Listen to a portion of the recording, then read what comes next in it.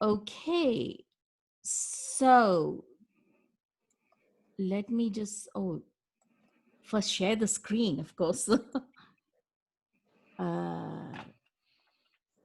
There we go. Can everybody see the screen? Yes. Yeah. Okay. So we are going to begin with a little Guru mantra. And remember, those of you who attended last time, I said we always have to begin with, because everybody has a Jupiter in their chart. And the Guru mantra does nothing but sort of, unlocks that Jupiter element, which is the key planet for learning. So we'll just say Om Gurave Namaha 3 times. Is that okay? Sorry, say that again. Om Gurave Namaha. That's the, let me type it for you. Om Gurave Namaha. Can everybody see that? Yeah. And what does it mean? Yeah, we'll come to that. But it's Okay. a mantra to the Guru. And so let's say Om Gurave Namaha. Om Namaha. Om Gurave Namaha. Om Gurave Namaha. and Om Gurave Namaha. Om Gurave Namaha. Okay. So what I'm going to do now is mute everybody. Is that all right? Let me just see. Okay, if you can just mute yourselves. I can't seem to find where's the mute all for everyone. Can everybody see my screen? Yes. Yes. Okay. Yes. So, oops. Okay. So we begin with this Dakshinamurti mantra, which I will say you guys don't have to.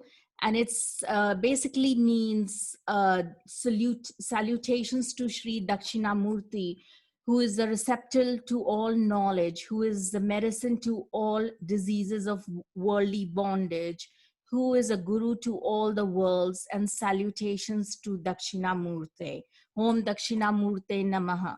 So here we begin. What I'm going to do for this whole session, we will take a break after about an hour for about 5 minutes, but essentially I'm going to cover the cosmology. That is going to be a big thing. I'm going to begin with cosmology, and we will then move into the Vedas and the Vedic scriptures, as in and then we go into the karma theory.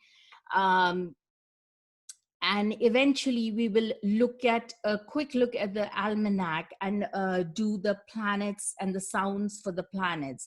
So essentially, the thing about the fundamental difference between Jyotish and that too, the Vedanga Jyotish, which is what I practice, is that it is very much interlinked with the Vedic knowledge. And when we talk about the Vedic knowledge in the Vedas, we have to take into account the nature of the universe, the cosmology behind it, the creation theory is the most important. And so we cannot get away from it. And that is the beauty of the Vedanga Jyotish or Jyotish, which is different to the astrology. Because with Jyotish, what happens is that we take into account the divination, the divine part of ourselves. And the whole divination, as in not the divining, as in not the predictive factor, but as in the divine factor within all of us.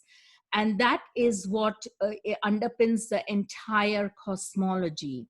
So here, when we talk of the nature of the universe, often the Vedic it's very difficult to comprehend and grasp. We all have this Western mindset of like, oh, the Big Bang Theory and all of that. But the Vedic cosmology is a little bit different, because the laws of the universe, the sages understood very well. And this image of a little drop in an ocean or in a water, it's kind of very difficult to grasp the elements or the thing that is, it's very difficult to describe, it's difficult to grasp. But that is what the Vedas and the sages were trying to tell us, that this whole Brahmand, that is a whole universe, stems from like an egg, like a fundamental force or fundamental sort of kind of like a spirit, and which is nothing but like it expands into the macrocosm. And but this force, or the Brahman, which is encompasses all the universe, or multitude of universes, is distinctly different from Brahman, which in Sanskrit means the great cosmic spirit. So Brahmanda is nothing but like a huge sort of like a cosmic egg, which is expanding into the macrocosm and permeating in all ways all over. But the Brahman is the actual spirit, the single unchanging reality, which is beyond this world, and yet it exists everywhere. So the concept of the idea of one Godhead or the Supreme Spirit, which is nothing but the Brahman, is absolutely key and central to the Hindu philosophy.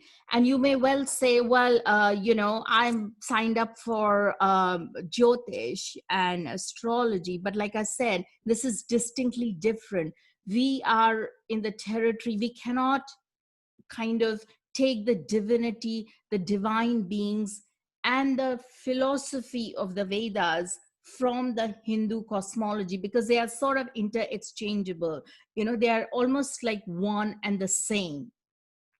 So the sages who were instrumental in writing all the divine knowledge, it's not like they learned it, or they had, they copyrighted their works and things like that. They were divine beings. And later, as we come about, we will see as we proceed that how did these sages originate, what prompted them to write in form of the agamas, the Vedas, the Upanishads, the Puranas, and the Samhitas, because all of these texts came much later, because this knowledge base was imparted like through oral means. So it's an oral tradition. So literally you impart the knowledge, and then there are students who hear it. So it's called Shruti, which is hearing it. And so it's some kind of like a revelation. And this transmission, of course, as we heard in the last class, it was all done in Sanskrit, and it is one of the oldest languages known to man. So this gives you a little bit of, I'm just setting up the thing for how we proceed from here. And this is like a typical, I think, text of Rig Veda. It probably is from the British Library, maybe. But like I said, it was written in Sanskrit, and it is super old.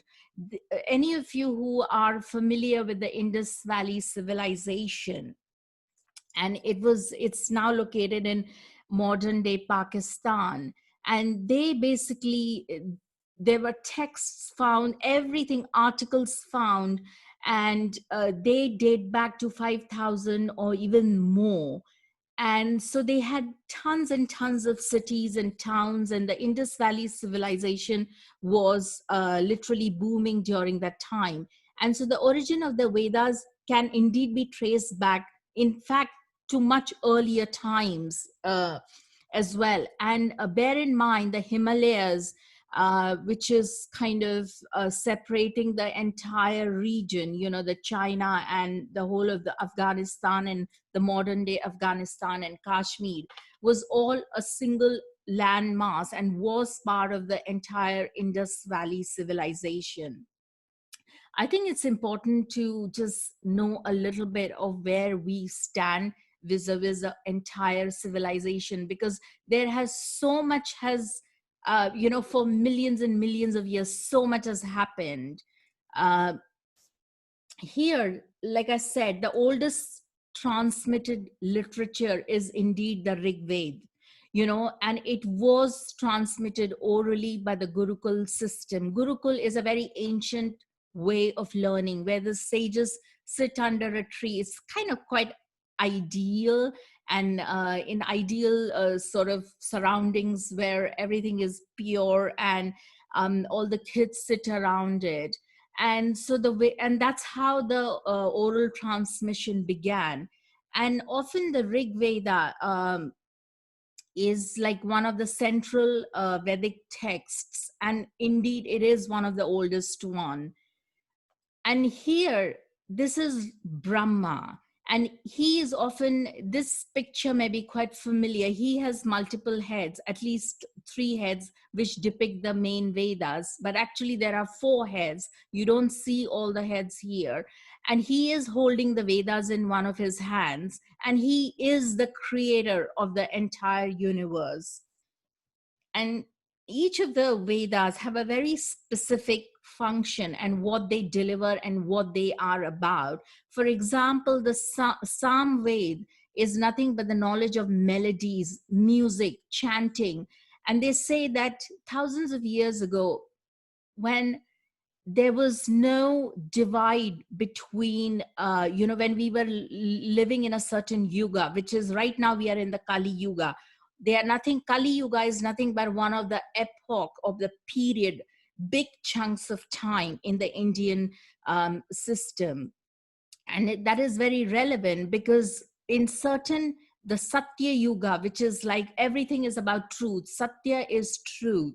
So during the Satya Yuga, which was like millions and millions of while ago, Samveda was absolutely flourished because it was about the knowledge of chanting of melodies. They had the divine Gandharvas, who were the celestial musicians. I mean, the music that was never ever heard of. And they would all be chanting, and they would be able to sort of, with their music, transform everything and anything. So those are the kind of hidden knowledge we are talking about. Yajurveda has all kinds of sacrificial formulas, like Tantra would come under this category. In fact, tantric texts would come under Atharvaveda as well as Yajurveda. And so it's kind of, sometimes they lose their, clear demarcations. But Rig Veda, which has more than 20,000 mantras and over 1,000 verses of, sort of Sanskrit verses, and that is absolutely amazing. And they are all in the hymns and praises of all the lords who created the entire cosmos. So in a way, it gives us a very great clue as to about the living part of it, how, by the time the whole cosmology trickles down to, the human existence, we have a very fair benchmark of, what we should expect and what we can get out of the Vedas. So here, these are the building blocks of Sanatana Hindu Dharma. Now, like I said, the Hindu Dharma is, you cannot, Dharma, the word Dharma is to do a lot with the 9th house, and you will hear a lot of the word Dharma. And you cannot take the Vedic cosmology away from Hinduism. And I think that Hinduism is a kind of, if you Google it, it's a kind of quite a modern word, really. I would say the ancient one will be the Dharma and the Sanatana Dharma. So in a way, I think over the years, and especially in the past few hundred years, it has got a little bit of a any religion has started to get a really bad reputation. So, but nevertheless, the Sanatana Hindu Dharma has at its heart and soul, the Hindu scriptures, and which is kind of clearly demarcated those shrutis which are heard and those which are from memory. The ones which are from memory got jotted down or got written down much later. And so the Rig Veda is nothing but a heard tradition. And so, oops, and it's a heard tradition. And so it could not be really, jotted down, or it got jotted down much, much, much later. And again, if you see here, the word smriti is nothing but that means from memory. So all the Puranas, the Ramayana, Mahabharata, how many of you have heard of the Ramayana and Mahabharata, right? They are the great epics, and we all have heard it. And then we have the Bhagavad Gita as well here, which is huge. And so as we go along, I mean, this is the whole vastness of all the Upanishad texts and all. I mean, we are talking of like a massive body of work just to unravel and kind of figure out the entire cosmic knowledge and what the universe and how it works. Now, the Vedangas is where we fit in. That is the Jyotish part of it. This is where we come in. And this is, again, like I said, it's a part of, it's kind of travels through both the worlds, the one which is heard as well as which is from memory. And the Vedangas have a clear and demarcated, there are 6 angas, Veda angas. Angas in Sanskrit means body parts. And here the chandas and the Vyakarana, Nirukta, Jyotisha, which is where we are, Kalpa and Shiksha. So these are all the different limbs of the Vedangas. And so Jyotisha is obviously, it's obvious, it's pertaining to the eyes. The Chandas is to do with the feet, and they are called the meters. It is where all the verses, including our Vedic texts of Parashara, they are all written in chandas form. And there are different kind of chandas, and the chandas are nothing but the verse, the meters, and they are also, they have mapped it to the seasons, our 6 core seasons. Then we have the Vyakarana, which is to do with the grammar of Sanskrit, the Nirukta, which is the etymology, what it really means. And Kalpa encompasses how to do the rituals if you have certain afflictions, how to manage it. And Shiksha is basically to do with the phonetics and the sound theory behind it. So this is a vast ocean.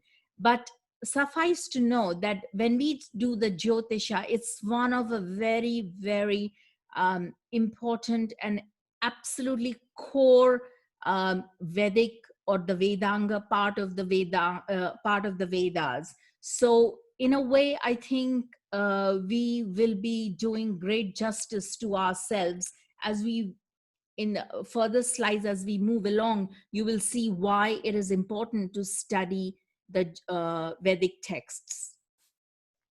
Again, we won't go too much into it. I think this is a repetition of the slide about how the the settlements happened in the Indus Valley civilization. I will skip this. Here, you people must have heard of the Yoga Sutras of Patanjali. The yoga, or as in the postures, yoga, is based on the sutras, and all of the Vedic texts are written in the form of sutras, and they're very sacred because they have a different way of the different rhythm, which is the chandas. They have a different, all sorts of different sacredness associated with each of them, and they have a certain information which one has to unlock if one studies it properly.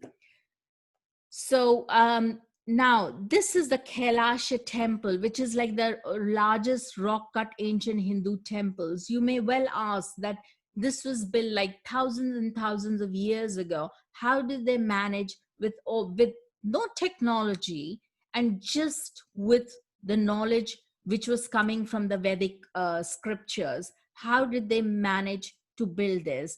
And this is when you will marvel at how amazing this knowledge has been, because they were able to pull this feat off. Again, this is a huge rock. The archaeologists have said like over 400 tons of rock had to be scooped out, which would have taken years, if not centuries. And so again, this is a monstrous task. And for them to come up with this is pretty amazing. And this is the Somnath temple you see, which is one of the most ancient and absolutely beautiful temples in the country. It's associated with Lord Krishna.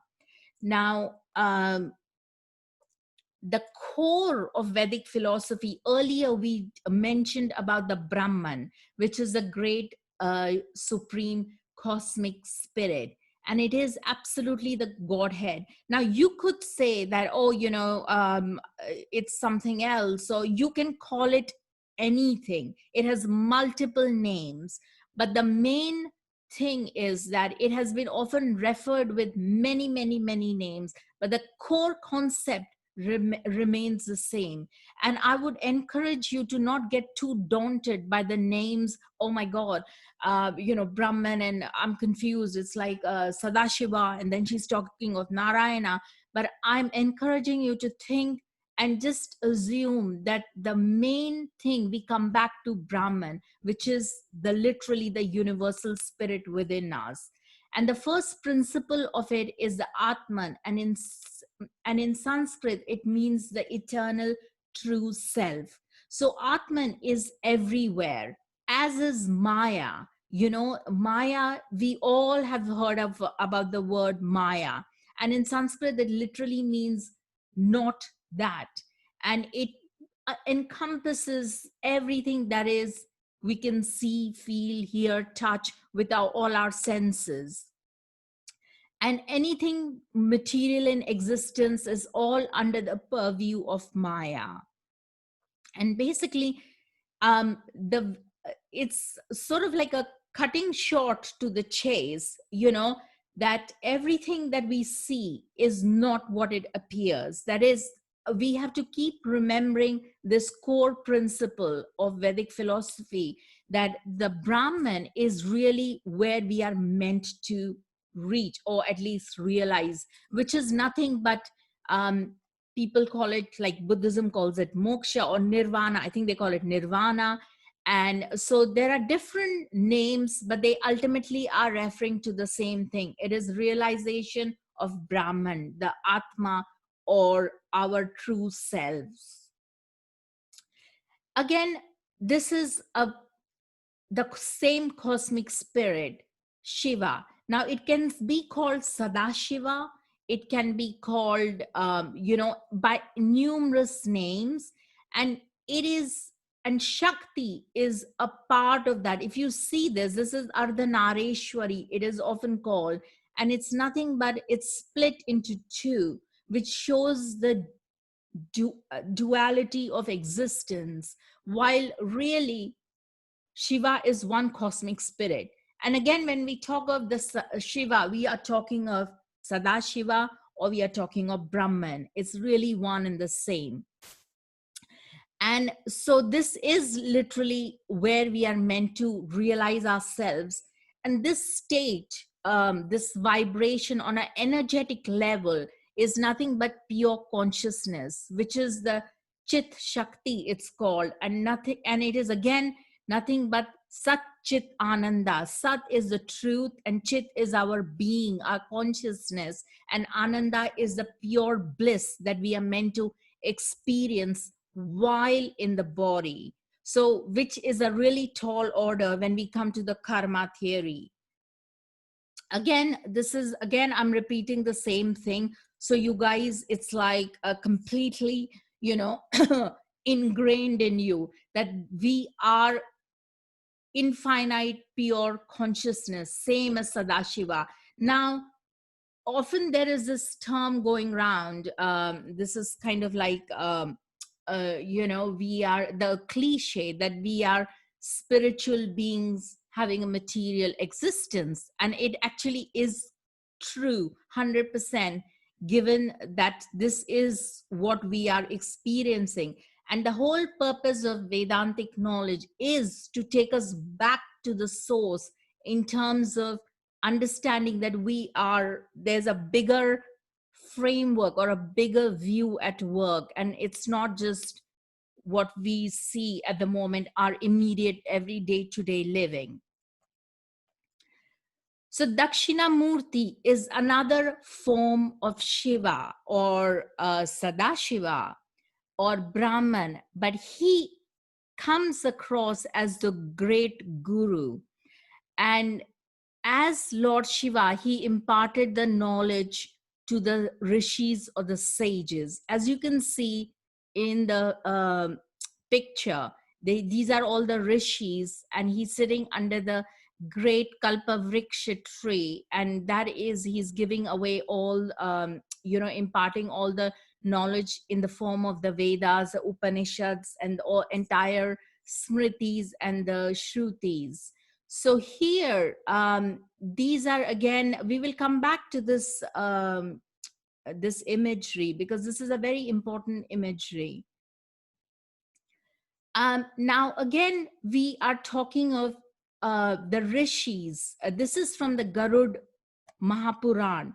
Garud Mahapuran often states that it begins with saying, please tell us that who is Ishvara. Now, again, I'm introducing Ishvara, which is nothing but Narayana, which is again nothing but Sadashiva. So, like I said, if you get familiar with these terms, they won't trip you. And it's just a question of knowing. And it's, there's no rocket science to it. But what is rocket science is coming to the Satchit Ananda state. That is a bit of a feat here. So here the Garuda Puran begins with this chapter saying, who should we meditate upon? Who is the creator of the universe? Who protects it and who destroys it? Who proceeds religion? Who suppresses the wicked? And with what vowed observances is he pleased? By what yoga can he be obtained? What are his incarnations? What is his family? So there's an endless set of questions here. And then Suta, who's again sort of like a guru form of Lord Shiva, says, I describe it in the Garud Mahapuran, the essence of all accounts relating to Vishnu. Now we have again Vishnu joining it. See, Ishvara, Vishnu, Narayana, Sadashiva, they are all extensions of each other. And like I said, for various purposes. And so don't get daunted by the names. And here he answers that the Lord Narayana alone is the Lord of all the deities, the great soul and the great Brahma. From him proceeds birth. For the protection of the universe, Vasudeva, without birth and death, assumes various incarnations by his body, namely that of Kaumara and others. Having undertaken the incarnation of Kaumara and lived in the celestial region, the first deity is Hari. So we get a very good glimpse of what this is all about. Why would they want to be incarnated into various forms? We will come to that. Maybe they have a karma to do with that. So here, is everybody okay here so far? Okay. So here, the Hari or the Narayana or the Ishwar avatar is being spoken of. That secondly, the first avatar we saw was Hari, and the second one assumes the form of a boar, has is everybody familiar with this picture? You know, the Nordic cultures. I don't know if anyone is from here in the Nordic cultures, but they have a similar sort of creature. I forget the name. Maybe somebody can put it in the chat box later or can think about it. The name escapes me, but they have a very, yeah, go on, Victoria. No, no. Okay, but this Varaha avatar is nothing but he's the lord of the sacrifices for general well-being, and he's released to hold up the earth, which is sunk deep into the nether regions. Nether regions are like the really sort of you know, they call it the patala, or the space between the earth and the patala, which is like, I don't want to use the word hells, but it's sort of getting in that territory there. So he is basically helping to, you know, hold up the entire earth from falling into the nether worlds. And so he is a very important avatar of Vishnu. And as we go along, we will find that there are associations of Rahu with it. So often afflictions of Rahu in the chart, this is the main principal avatar of Vishnu that we need to appease. Then the third, for the creation of the rishis, he assumed the form of Brahma Rishi, who performed the great sattvic ceremonies and actions which alone proceed desireless actions. Now, Brahma Rishis are the giver of the Vedas, and the Brahma Rishis are extremely learned, like supreme intelligent beings. And they have no interest other than giving the knowledge for the betterment of humanity. That is their only purpose here. And that's why they are desireless. You know, their only interest is to guide the beings into the right place. Here, the fourth incarnation is protecting righteousness of Hari, assuming the form of Nara Narayana. This is in one of the temples in Gujarat in West India. And he is the twin brother avatar of God Vishnu on earth, working for the preservation of dharma or righteousness. So this is another very important avatar. The mantra Om Namo Narayana, which is a very, very powerful mantra, and it tackles our afflictions of the eighth house, is vital for this particular, this is the, Narayana is the one who's being evoked here. The fifth incarnation was Kapila, the lord of the Siddhas, who expounded the celestial Sankhya philosophy. I don't know if any one of you are familiar with the Sankhya philosophy, but if we will be going into the tattvas and the gunas, but the tattvas are the building blocks of creation and how they came about. And I think it's almost like it's important for you to grasp how the universe was built, because all the planets are literally based on the tattvas and the gunas. And without the tattvas and the gunas, we will not be able to figure out anything, the essence of any of the planets. And we are here to learn the study of Jyotish, which is everything to do with the planets and the stars. And in the sixth incarnation, he was born as the son of Atri. Atri is one of the most amazing sages. And he communicated to Prahlad and others the knowledge of Anvikshi, a Sanskrit term denoting the science of inquiry. And the Manu Smriti originated from there. And it was obtained to him by Anusuya, which is his wife. So again, we see there are various rishis have been given, you know, and they are instrumental in bringing out. Each of the rishis or the sages have a very specific task assigned to them, and very specific body of knowledge that they are meant to impart. The seventh incarnation is Swambhu Manvantara, the will begotten child of Akuti, who performs sacrifices in the company of celestials. So these are the sages, and here we can see that this is a huge fish in the ocean. This whole episode is a very important one because this happens during the entire destruction of the planet and the entire solar system. Now, you may well ask, well, we don't know that, but pralay, or the entire destruction, has happened many, many times before. And that is the beauty of the Vedic texts, because they put everything in context. And even the Lord Brahma, who's the creator, who keeps creating, even he has to end someday for another epoch or another yuga to begin, or another sort of huge chunk of period to begin.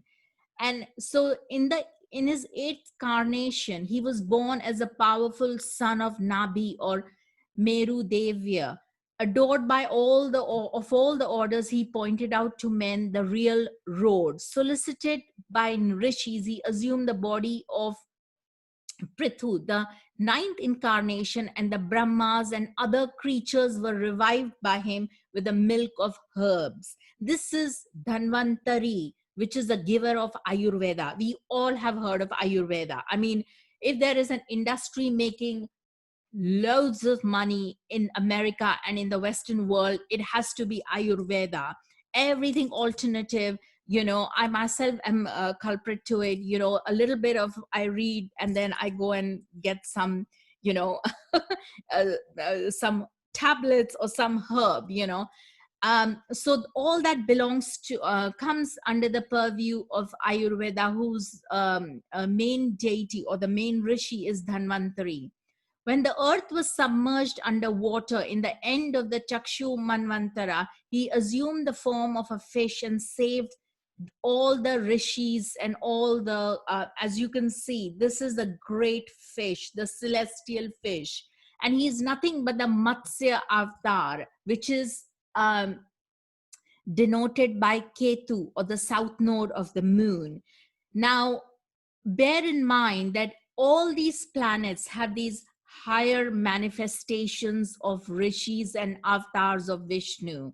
And even Parashara in the first few chapters talks about the various incarnations, and each planet has its own incarnation.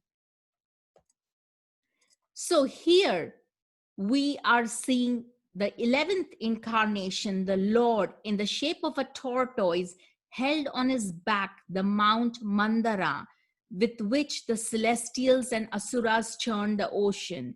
Now, this is a very famous episode in all the Puranas and all the Vedic texts. It's called the churning of the ocean to extract the nectar or the milk of immortality, the somaras, for getting to be immortal. And this huge churning was a huge production that began with asuras, or the demigods. They're not really the demons, but they're kind of like slightly lowly, but they still have quite a bit of power. So they're a bit like demigods. And then there were the gods, or the devatas, on one side. And this whole production started so that they wanted to extract all the goodies, like the Ayurvedic, the Dhanvantari, the cow, giving the wish fulfilling cow. And so it was a huge production. Anyway, we'll probably leave this for next time, because it's important to know, because this particular churning of the ocean, it's a huge, it's called the Samudra Manthan, or rather the churning of the Samudra is the great ocean, and Manthan is like the churning. And Rahu and Ketu, which is the great celestial Vasuki, was used, and later they were cut. The whole serpent, great divine serpent, was cut into two. So one head became Rahu, the tail became Ketu. So I'm not going to go into it this time because we have a lot other things to cover, but we will do it next time. And it is very important to know it because the whole of our, life, death, rebirth from the planetary point of view rests with Rahu and Ketu axis, or the north node of the moon and the south node of the moon, the axis, the moon axis, the lunar nodes axis. So we'll going back to the 12th incarnation. Here we are talking about the 12th, and the 13th is in the form of a woman who stupefied the asuras and pleased the celestials. These are the apsaras, or the divine. I don't know what they are, like beautiful women, but they have huge powers.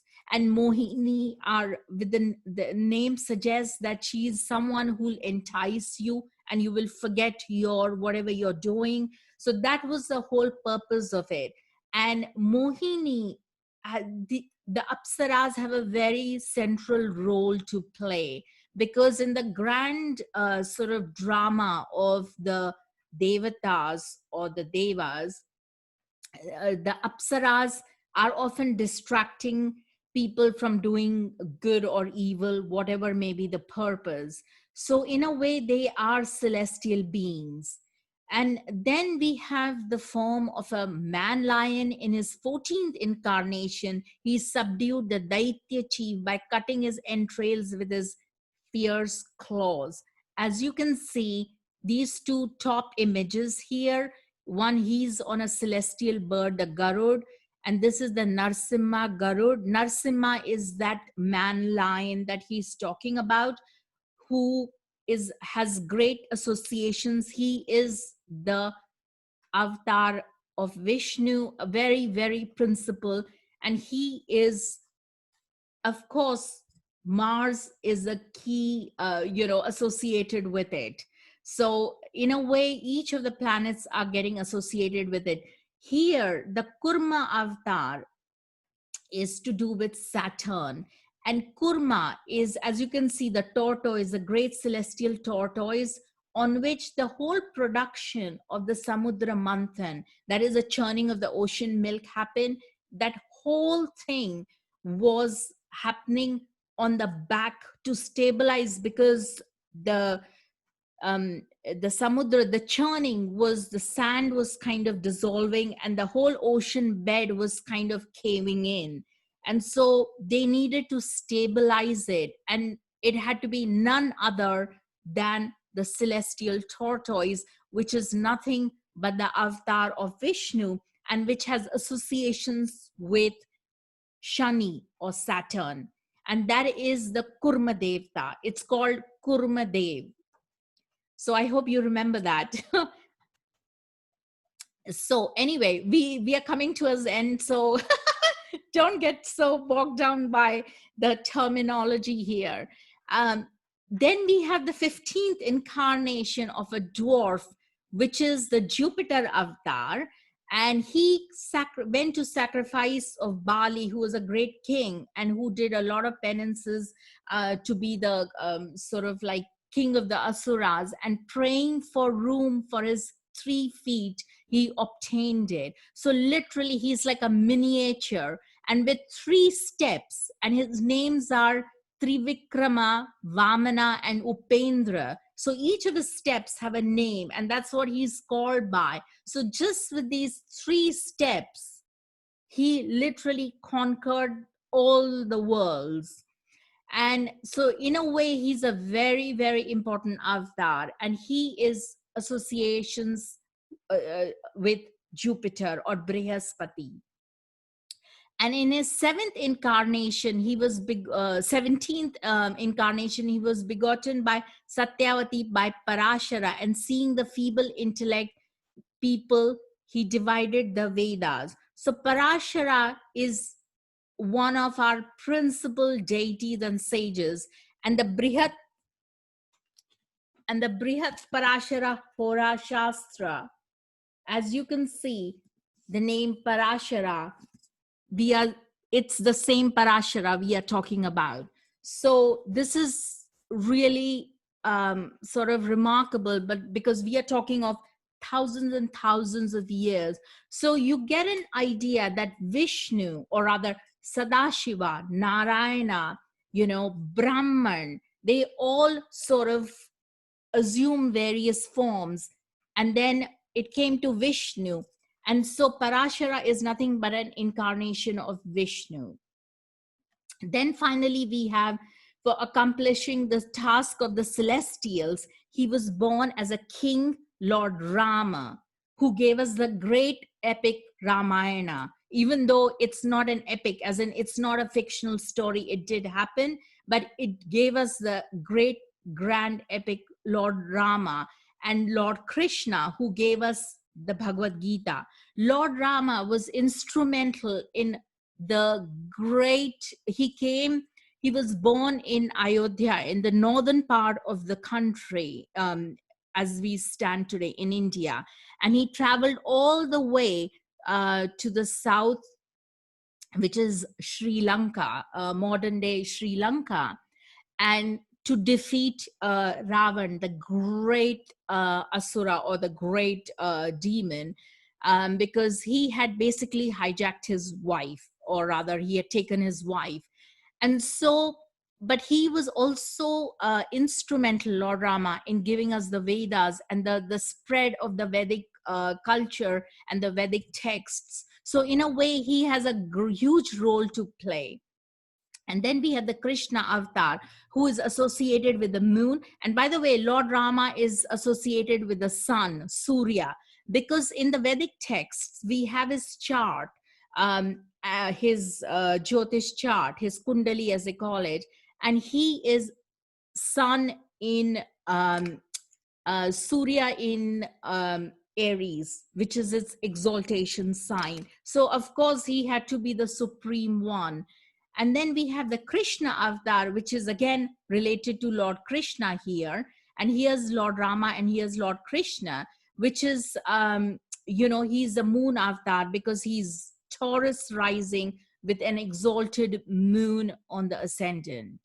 So in a way, this gives you a very great sort of an idea about how each of the incarnations are mapped to the various planets. And that is what one of the Parashara's beginning chapters talk about, the incarnations.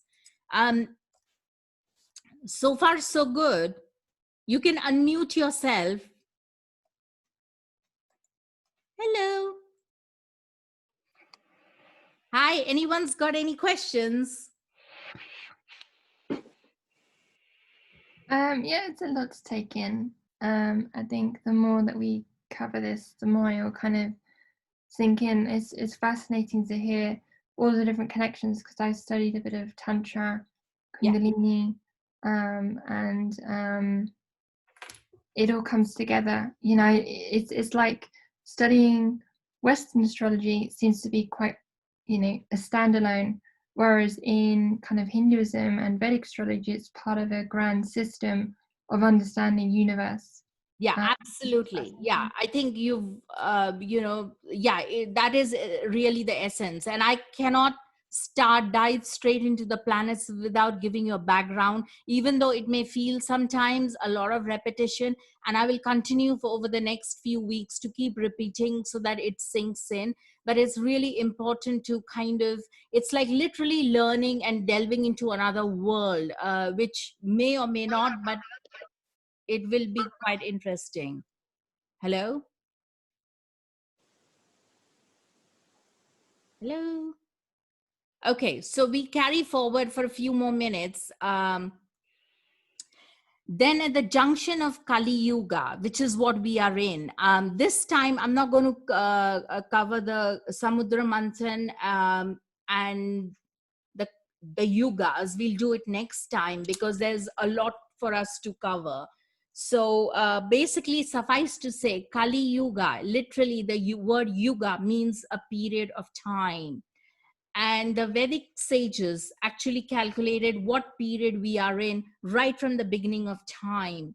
And the Kali or the Kali is nothing but referring to the dark ages, which I think we all can relate to, you know. So, and for stupefying the enemies of the celestials, he was born as Buddha, the son of Jina. Buddha here is indeed, we are talking of Gautam Buddha. And he was, I mean, you know, Buddhism has a lot to say for popularizing Hinduism in a way. I would say Buddhism is an offshoot. There are a lot of commonalities between the two. Um, but Buddhism is sort of, you know, a way of life for a lot of Western people, which in a way is, he's done the job very, very well. Then we come to the period of the eighth junction, when all the kings will be on the verge of destruction, and he will be born as Vishnu Jasha's son Kalki, the Lord of the world. Innumerable other incarnations of Hari, the mind of Sattva. It should be mind anyway. Or twice born, the prime Manus, the knowers of the Vedas, are all said to have originated from Vishnu. From them proceeded the work of creation, and they should be adored with vowed observances and other rites. This Garud Purana consists of 8,800 verses, and Vyasa formally narrated it to me. So the person who is writing the sutta, Saunaka, he is also a sage in his own right, and he's the one, he's writing the Garud Puran, and he, as narrated by Rishi Vyasa. So we all rest upon, you know, their entire pantheon of knowledge. Now you may well ask, why would these people, why would Vishnu, why would all of them sort of take all these forms? And again, we'll come to the next one to understand more from the concept of time and the concept of you know, the 16 laws, and basically the concept of Kal Purusha. I'm going to delve a little bit into the this is a little bit technical, but again, you can even read it later, but it is good to know that the Vishnu has various sort of aspects to him, and the Shir Dakshayi sort of Vishnu, you know, that aspect of Vishnu is associated with Vasudeva, which is again sort of another sort of stream of consciousness, and this is called Paramatma. And earlier we saw that Atman is nothing but our soul, our deep truth, our entire, it's who we are. And so this is Vasudev, again, is a very vital and an important aspect of Vishnu. Then the Garbho Dakshayi Vishnu goes into the body or expands into the body of Lord Brahma to create, to assist him in the creation process. Because bear in mind, Brahma is instrumental in the creation. And by similar process, the Jivatma or the individual personal soul also enters the body that we are inhabiting and shares a birth next to the Paramatma in the heart chakra, which is nothing but the Anahata chakra. So around Anahata chakra, you know, around it, we have the entire Jivatma or the Paramatma, the divine spark, which is associated with Vishnu. So in a way, the sages are telling us a very, very vital information that we are definitely, the old cliche I come back to, that we are definitely spiritual beings on a very deep fundamental level, having a material existence. And that is what you will have to keep reminding yourself. Every mantra, every sound in Sanskrit, everything is alluded or reminds you that that is exactly what the truth is. That is our true nature. And again, here we are saying that this potency of the spark of Vishnu is what we are Paramatma Amsha, where the potency of the individual soul is called the Jivatma Amsha. So there are a little bit of a difference, but I think it's really much of muchness. So essentially, we have these two very, our individual soul and the divine connection with Lord Vishnu, or the creator, or whatever you can call it. Now we are going to delve into the karma theory, which is absolutely fundamental to the Vedas or the Vedic cosmology. And really, if we have to do astrology, we cannot get away from karma, because everything in astrology is karma. And you know, there is no two ways about it. And there has been reams and reams of stuff written on karma. When we talk of karma, we are talking of the cycle of life, birth, death, again and again. And here you can see in the imagery here, it's a beautiful imagery that he's kind of, you know, he dies, the skull depicting the Rudra or our dissolution. And, and then we start again as a child, infant, in the mother's womb, and then back again. So here, Adi Shankara is talking of his famous, he speaks about this famous verse from Bhaja Govindam, which is what he's written a beautiful poetry in the form of multiple verses. Adi Shankara was a great scholar and he's supposed to be like a reincarnation of Lord Shiva. And here he says it very beautifully. And this is a very, very popular verse in among all the texts. Punarapi jananam, punarapi maranam, punarapi janani jatare shayanam, iya sansare bahudustare, krupaya pare pahi murare. So essentially, it means that being born again, punarapi janamam, punarapi maranam, being born again, then dying again. This is like an end. It's like a hamster on a wheel, you know, like a little mouse keeps going round and round on a hamster wheel. And again, and it's basically saying we lie in one mother's womb, then another mother, and another, you know, it carries on for millions of years. It is said that Lord Brahma, in the blink of his eye, millions and millions of lifetimes, human lifetimes, pass by. So that gives you a lot of clue about the enormity of the task of Brahma, and the enormity of and how and where we stand in the entire picture. And so I'm sort of saying, and like Adi Shankara, which is what he's saying, that, you know, it is very difficult, like the hamster on the wheel. He'll go for millions of years. If you just leave him, he'll die a natural death, and then he's back again. So it's like, unless something is an intervening factor, you'll carry on. You know, it's like the samsara. You'll carry on and on and on. And so please save me. So it's literally a plea, a prayer to save me, O Murari. Murari here is Lord Krishna. And here he's saying, through your infinite compassion, through your, you know, through your, essentially what he's asking for is the knowledge. How do I get out of the cycle? What is the trick?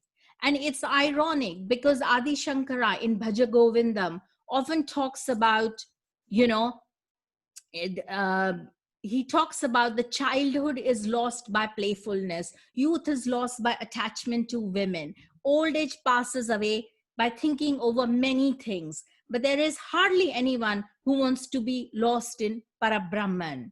So this is, you know, the whole of Bhaja Govindam talks about the plight, the human plight as they call it.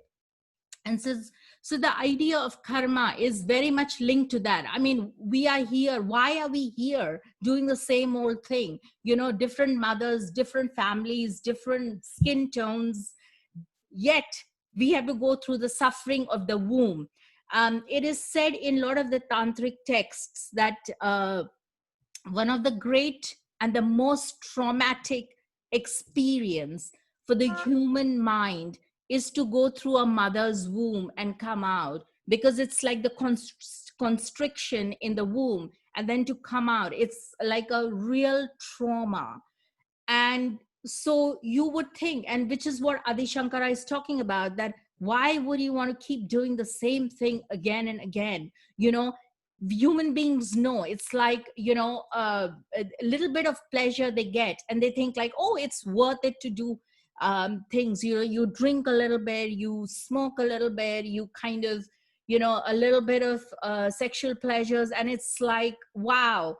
But the thing is, what Adi Shankara is trying to tell us is that you are so embroiled in the chasing of the pleasures and things like that. When are you ever going to have time to try thinking of getting out of the cycle of birth and rebirth? You know, when is it going to ever happen?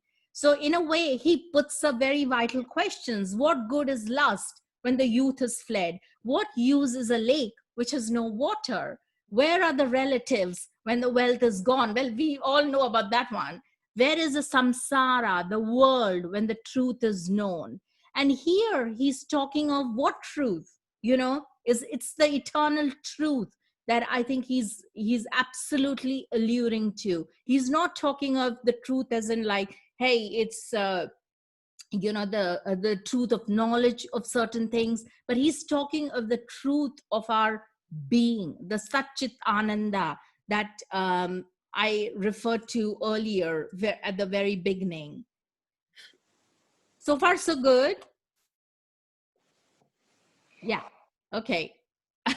We'll break in 5 minutes. So here, earlier, we saw the Kurma avatar. So the word Kurma and the Karma, which is what the Indians or the Vedic word for karma, the Sanskrit word karma is nothing but kar, or the doer. And basically the kurma and the karma have a lot of similarity, because the kar, other than the second syllable, which is the sound hu, you, or u, like kur is got u in it, which is a very vital sound. And it basically gets rid of all the darkness and get rid of all the ignorance. And so it's a very important one. So Kurma avatar is very important for overcoming a lot of our karmas. Now it's interesting because Kurma avatar is associated with Shani or Saturn. And so it is said that all our karmas is Shani is the main player, because he's like a debt collector. He will always be there, standing first, ready to collect what you have done in previous lifetimes. So here you may well ask, well, okay, so I've got some karma left. What are we to? What kind of karma? You know, now there are different kinds of karma. By and large, as human beings, we have a certain karma, like which is kind of for everyone, you know, which kind of connects us. Then, but we are not the only ones laboring under the karma. Think of Vishnu. I mean, do you think he's happy kind of reincarnating into all these various forms and various planets and stars? I don't know. I think it'll be quite distressing. Then we have the Rudra avatar. You know, let's talk about even the Brahma, for example. You know, he's working non-stop, creating worlds and cosmos and multiverses. He's like a potter behind the wheel for the creation. So even he has a karma. He has a debt to pay. He has to keep creating. So in a way, his karma is to keep creating. Then we have Rudra, which is the fierce, the destructive form of Lord Shiva. And there he's like constantly dissolution. That's his job, to dissolve things, to take away stuff. And there he is with a begging bowl. He doesn't even have anything. He's so desperate. He has to take the human skull and beg for food. I mean, that is a state of Rudra. Then we have the sun. I mean, we think like, wow, the sun, it's like the greatest luminary ever, or the one and the only. But then even he has to go across the sky all day long, every day. He does, it's not like he's checked out and said, okay, it's my off day today. Well, not quite, unless you're living in the northern hemisphere where you have 6 months of checkout. But but that's not really we won't go into the northern hemisphere theory. That explains why the population is sort of dwindling. So so in a way, you understand that the karma is not just applicable for human beings, it's for all of us. Here, this is a very vital text on Tattva Bodha, and it will, of Vedanta text, and it'll give you a good example of what is it, how many different kinds of karma are we laboring under, because we've already seen that we've seen hundreds and hundreds, millions of lifetimes. So what kind of karmas are there? I won't go into too much of the Sanskrit thing, but the highlighted yellow is the one which you have to look for. Whatever karma is in the form of punya papa, that is to be done by the body of a jnani after the arisal of knowledge, is called agami. So here, that is one of the karmas. So there are, roughly speaking, 3 different kinds of karmas: the agami, sanchita, and prarabdha. Now, again, like I said, don't get too daunted by the Sanskrit words, because, it'll take time, but it'll come, it'll flow. So basically, the agami karma is basically a lot of the punya papa, that is the good stuff and the bad stuff that we have created this particular lifetime. And it's arising out of like the knowledge that we have, or maybe the knowledge that we didn't have. Maybe some relationship years ago when we were in our 20s, we did some horrible stuff, broke somebody's heart, and, but we didn't really know ourselves back then. As human beings, we have to, as we age, we get more and more wise. And when we talk of wisdom, we talk of not just like, oh, I'm just resigned to some things, but it's core wisdom coming from knowledge, because we gain knowledge and experience. And so whatever we did, we are talking of the agami, which has been accrued this lifetime, so that's a very important one. Then we have the sanchita karma, which is the result of actions over lifetimes and lifetimes of births. And how are we going to manage? I mean, it really feels like, whoa, I mean, what? It feels a little bit hopeless, but it's not so bad. Then we come to the prarabdha karma, which, having given the body, birth in this body, the actions which give pleasure and pain in our body that we experience. And here, this is something very important, the prarabdha karma, because this is a lot to do with our body and our actions, So in a way, it's like it can get exhausted. Often you may hear of people who have, let's say, accidents, or who have like this long terminal illness. And you think that, oh my God, it's terminal, like multiple sclerosis, right? There is no cure for it. And you think like, oh my God, he's kind of, and they say that with multiple MS, you bear it, there's no sort of expectancy, you just kind of die after a bit, like after a few years. That's what they expected. But there are people who survive it. There are people like they bear and they kind of suffer for almost decades, and then they are out of it. So what was that about? hang on a minute, did everybody get it wrong?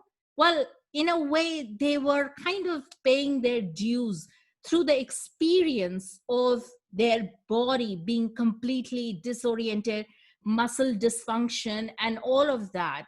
They actually exhausted the karma that it was associated with the body. So similarly, we may have many people may have cancer, they can beat cancer, it's a lot.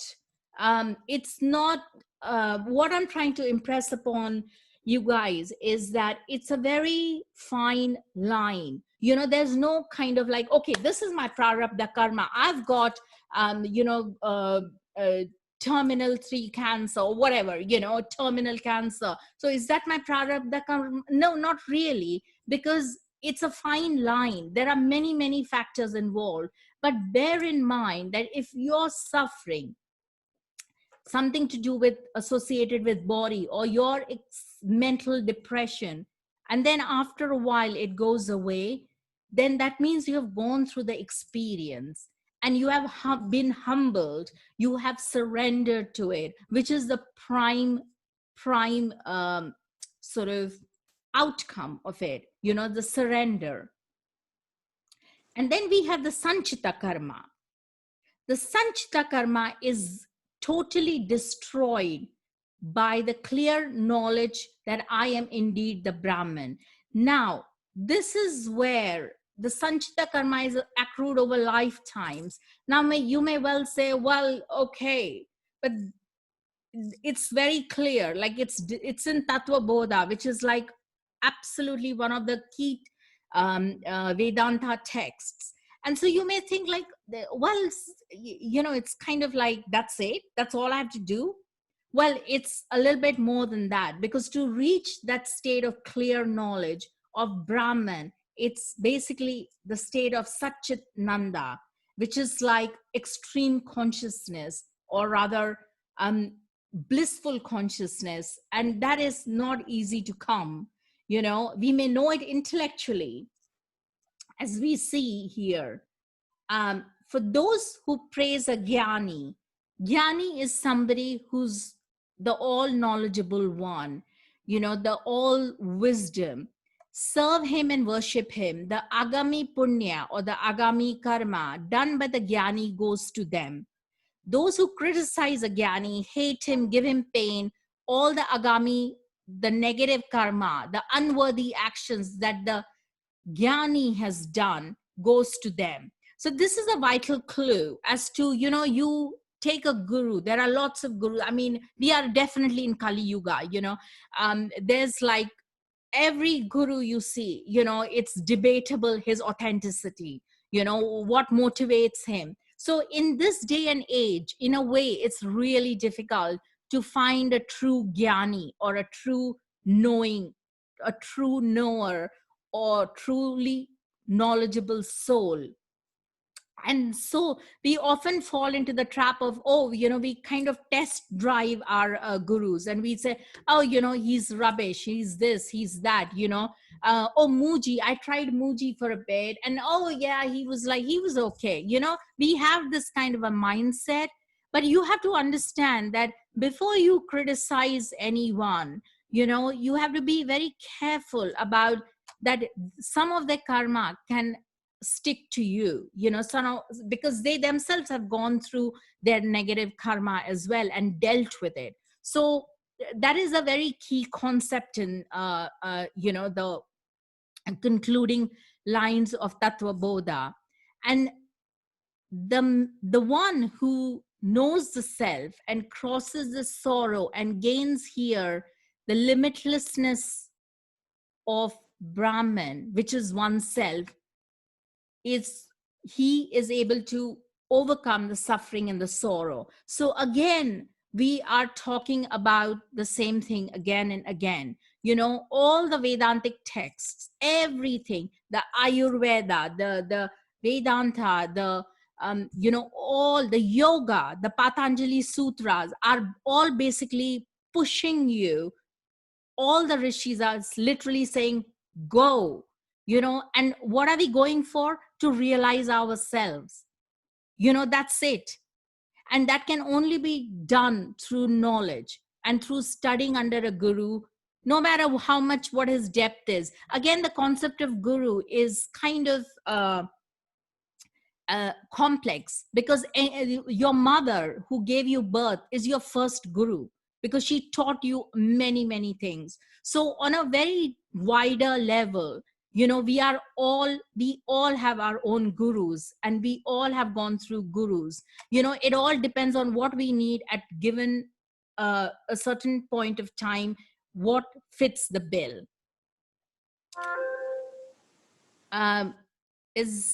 And then we come to the last line. Let the wise person drop the body in Kashi. Here, Kashi is a very sacred vortex place. It's got the most amazing old Shiva temples. And it is one of the key and instrumental pilgrimage sites in India. And it's basically, it's saying, let the wise person drop his body in Kashi or in the house of a dog eater. Now here we are talking about, it is in the Indian sort of the Vedic culture. It is, they often give a lot of stress to where we die, where we pass away. It is said that if we pass away in Uttar Kashi, that is in Kashi, which is a place in northern India, we get moksha because the energy of the place is so divine that we are able to kind of get liberation from this going round and round in the cycle of life and death.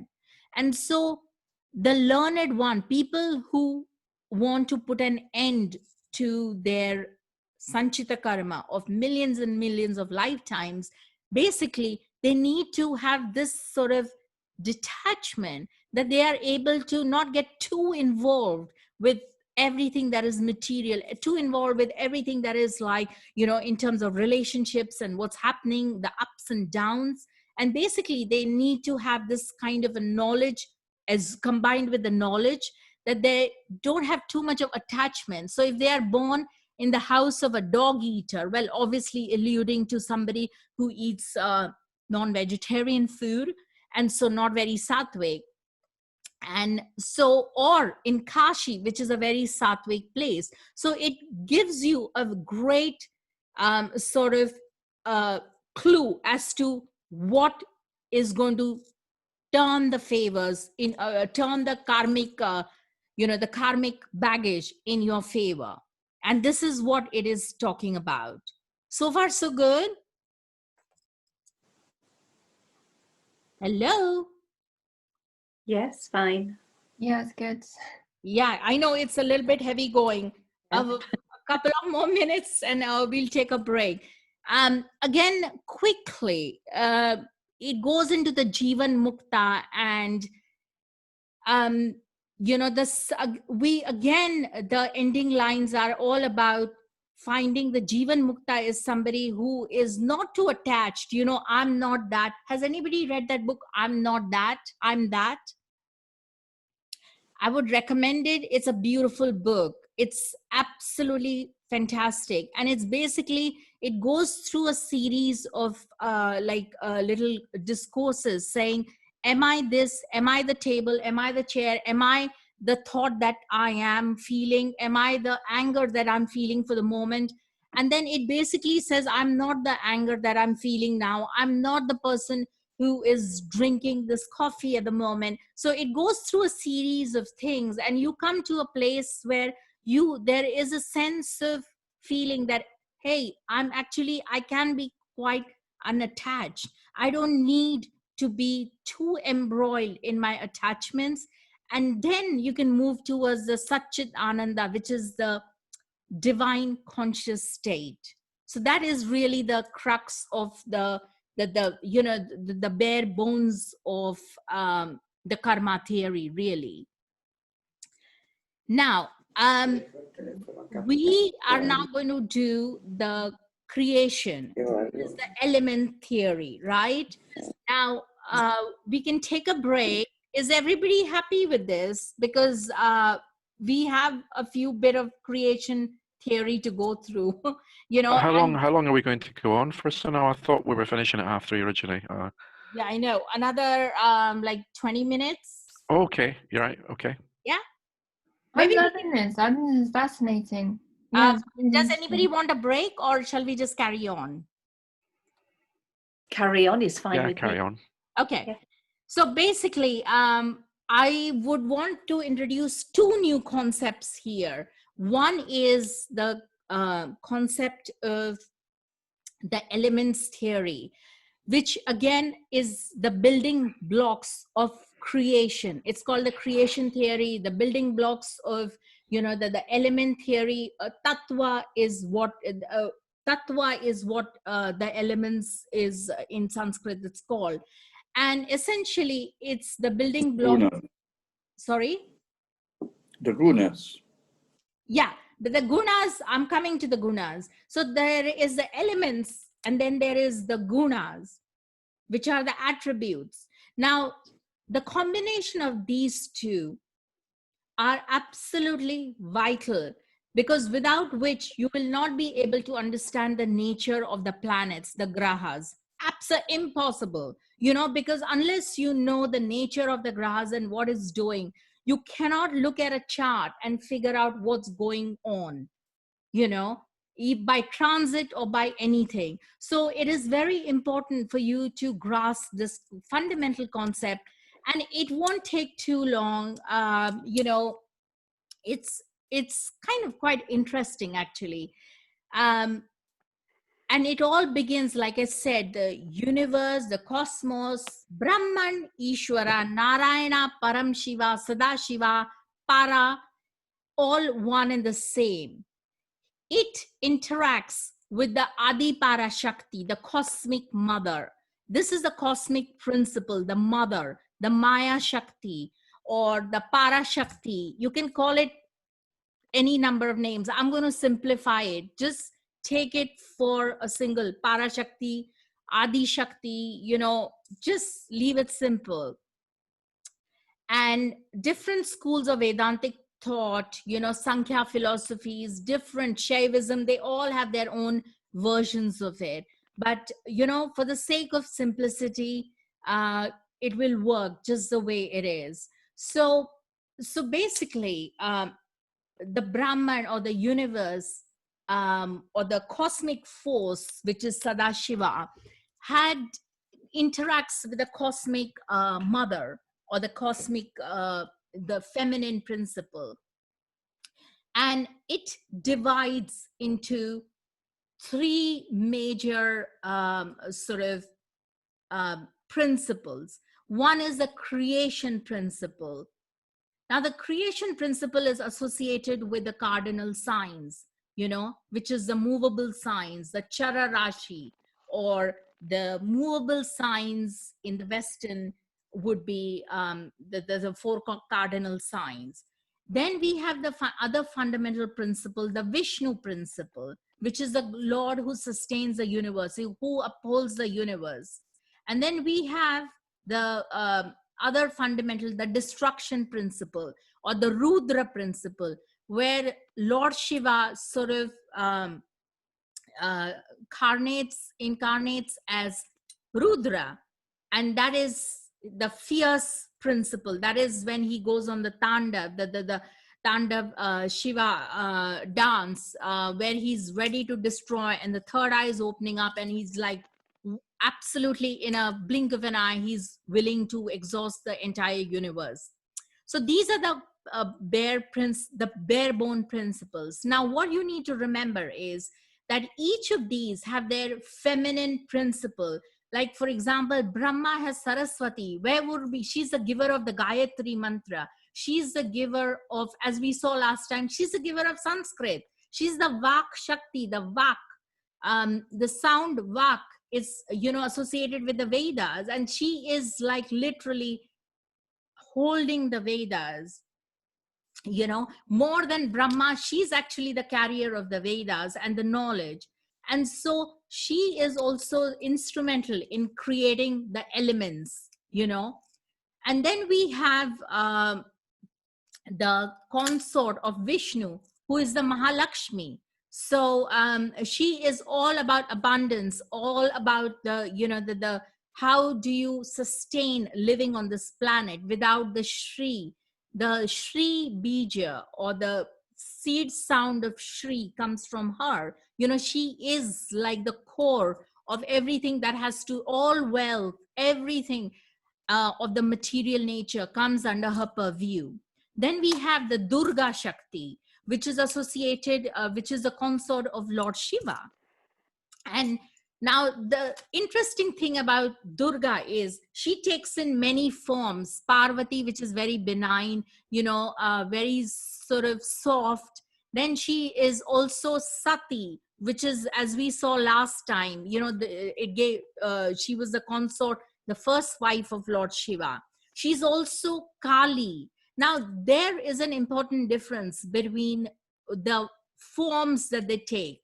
Kali is a very, very fierce form. It is said about Kali that when she goes on a war path, Chanda and Munda, the two great demons, she defeated in when she took the form of Chamundi, which is another form of Kali. So when she takes in these forms, she goes on a war path. Even Lord Shiva cannot he has to stay away from her, and he is her, her husband. So you can imagine that, the power of Kali, the power of Durga is at par with none. For any afflictions, anything, Durga is really the core principle. I mean, it's like a force of nature, Durga. So, and in fact, Kali is so powerful that Lord Shiva, his way of being is he loves to meditate on top of a mountain. He doesn't need many things. He has his friends, the Ganas, and he has the the little creatures and little beings, celestial beings that he has jokes and plays around with. He sits on top of a great Mount Kailash. He meditates most of the time. And so he didn't want to interact. In the Kali Puran, it is said that he didn't want to interact too much with Shiva. Shiva didn't want to interact, or she was disturbing his peace by demands and all that. So he basically started to kind of get out of their dwelling. And Kali was so furious that she literally, every door he tried to go through, she stood in front of him and he could not go. So all the directions of the world, or the cosmic directions, she literally stopped him. He could not leave. And he was like, oh my God, what is happening? That is the power of Kali. So those directions, again, it's another many hours to talk about the whole her 10 forms of Durga. We are in the territory of Dasha Mahavidyas, the 10 great Mahavidyas of Kali. So this gives you a clue about the power of Kali or Durga. So in a way, these the Adi Shakti, or the cosmic feminine principle, is absolutely vital for the creation of the universe. She is the Maya Shakti. She is literally the Maya. Everything we see around the world, what is happening, she's Maya. So here the Mula Prakriti, or the root of all creation, emanates from Parabrahma or Shiva in the form of Mahatattva. And they interact with the intelligence. So it's like a atomic theory, molecular theory, and they all kind of go together. And then there is the intelligence created. Through the intelligence comes the ego, or the ahamkara. And from there, we go into, all the gunas are, sorry, here. Let's skip to, here. we go into the whole evolution of Prakriti. So basically the buddhi or the intelligence is created, the ego is created, and then the mind is created, which interacts with the ego and the intelligence and the consciousness, which leads to the tanmatra through the gunas. The gunas are nothing but the basically the attitudes we have, you know. It's basically the sattva guna, the rajas guna, and the tamas guna. Now all this creation process that is happening, when Vishnu goes to takes the form of various incarnations, there is a guna associated with it. It is called the sattva guna. But in a way, as we go along, you will see that the sattva guna is like the righteous guna. It's you know, its qualities are of wisdom and well-being and equanimity, the mental equanimity I'm talking about. So those and while the tamas guna, which is very basic, very material, very heavy going, is to do with the tanmatra, which is to do with the various you know, the sound, touch, form, taste, and smell, and which emanate from the space, air, fire, water, and earth. So all this, the mahabhutas, or the great elements, as they are called. Mahabhuta is nothing but the great elements first are created before even the tanmatra, the you know, all the touch, sound, and all is created. We get the mahabhutas, which is the great you know, the elements. And going back, one sec. Yeah, here it is a very important thing we do here is from the space or the Maya Shakti, the space is born, which is the topmost. From the space, air is born.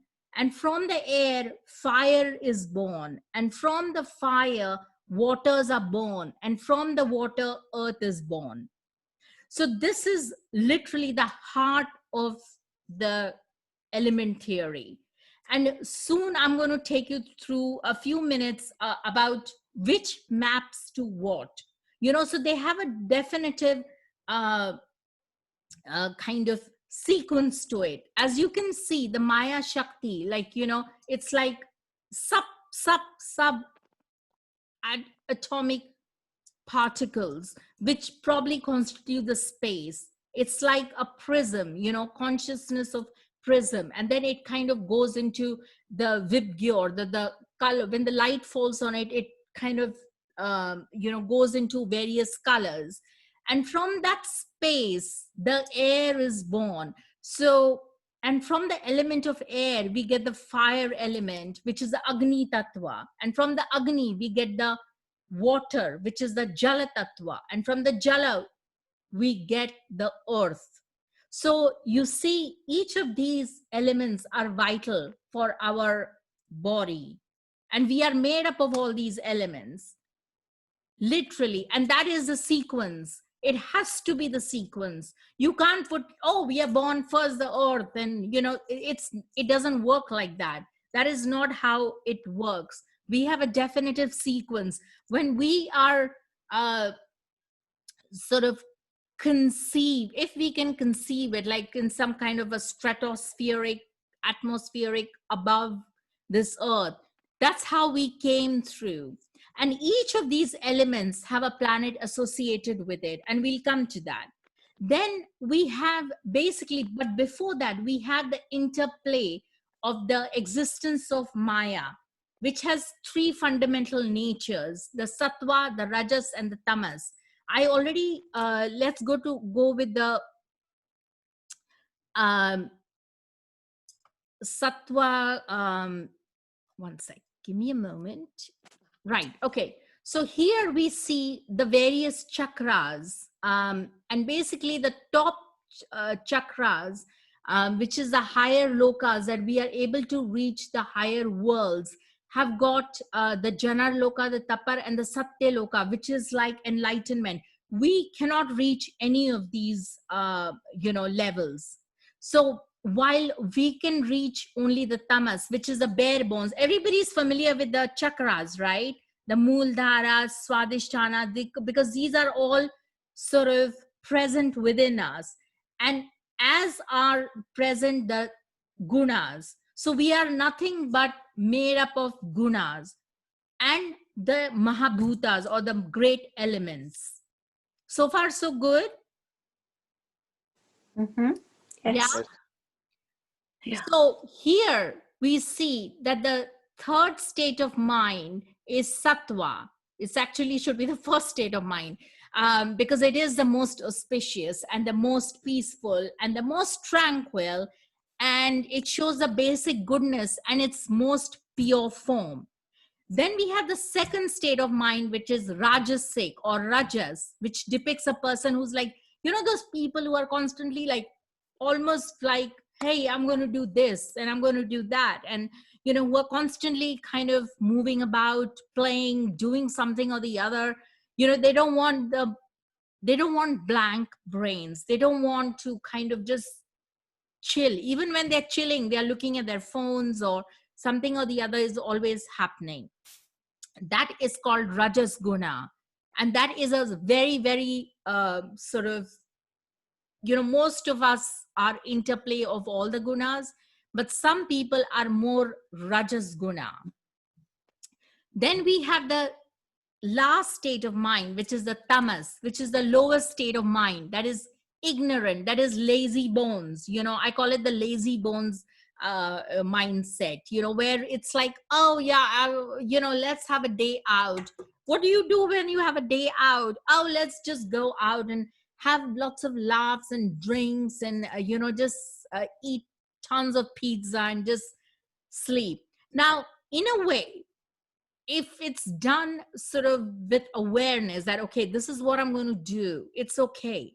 But if that is your constant way of being all the time, then it's a problem. Then you fall under that category of tamas.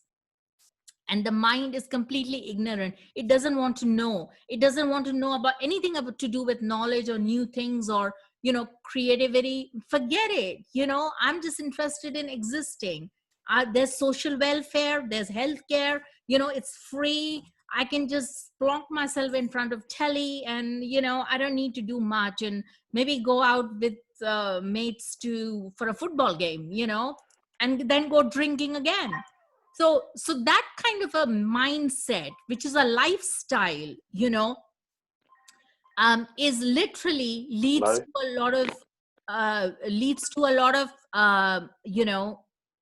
sort of violence and anger and the lower tendencies of human beings. So anytime we pray, meditate, or contemplate, on all of these, basically, we need to figure out what is our mental pattern, and our birth chart will give us a lot of clues. So which planet is ruled by which, we will come to, because there is a definitive sort of, it's almost like scientific that what category we fall in. Now bear in mind, I would not want you to go start beating yourself up like, oh my god, I'm so much tamas, I'm almost always drinking. And just just accept and surrender. And then once you begin to see your your patterns, because we all are a combination of all of them. We would not be anywhere if we didn't have some amount of tamas. I mean, the fact that we are on earth, it proves that we will have a certain amount of tamas, and it's probably necessary too. So don't be quite that harsh on ourselves. That's yeah.